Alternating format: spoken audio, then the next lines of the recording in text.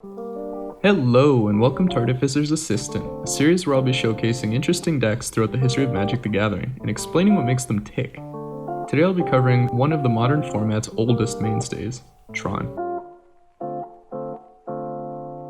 So, if the first thing you thought of when you heard that name was this, you're thinking of the wrong Tron. It's actually named after this Tron, and more specifically, this version. Voltron is an animated television series from 1984 where 5 space explorers combine their robot lions together to form a giant mechanical knight that they use to ward off evil. Except in Magic, it's just 3 lands, and they combine together to form this guy. Turn right in 300 meters. Also I cast Wormcoil Engine, who just kind of feels evil to play against. These 3 lands are Urza's Mine, Urza's Power Plant, and Urza's Tower. What makes them special is their ability to generate a lot of mana, but only if you control all 3 at the same time. Mine and Power Plant make 2 mana respectively, and Tower makes 3, for a total of 7 mana just for playing 3 lands, leading to the joke, 1 + 1 + 1 equals 7, of course. That's just off the initial 3. These lands are not legendary, so if you play any extra Urza lands, they also create their extra mana. So what do you do with this mountain of colorless mana?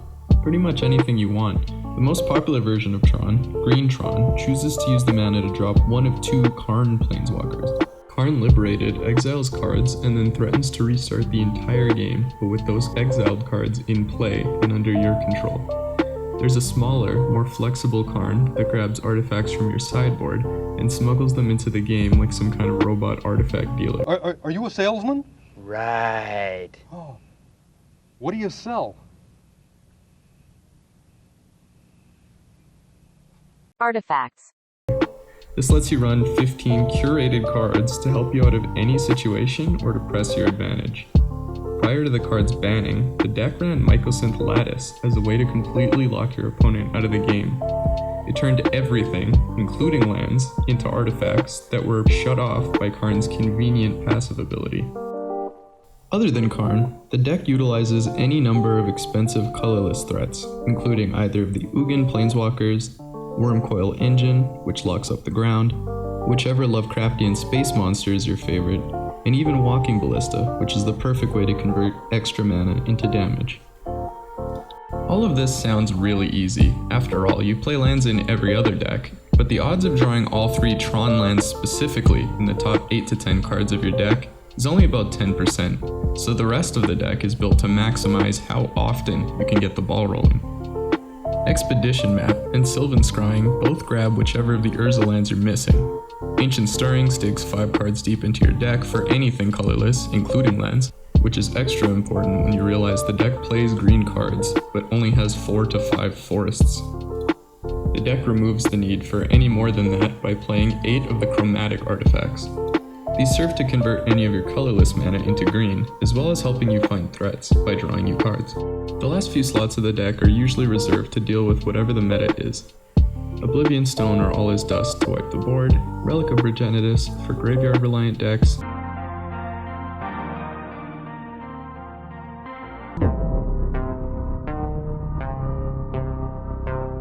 or Ensnaring Bridge to stop creature attacks.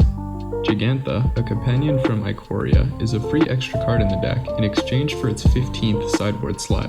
If all else fails, just bonk your opponent with a 5/5 for a few turns. Tron is also one of the most mulligan-reliant decks in Modern, sometimes starting with only 4 or 5 cards in their hand. But the deck is very consistent, so if you don't have a way to slow it down or kill it before it fires off, expect to run face first into a turn 3 game-ending card. Tron is a perfect litmus test for Modern decks, and even when the metagame veers away from it, there is, and most likely will always be, an army of players lurking in the shadows, waiting for their time to strike.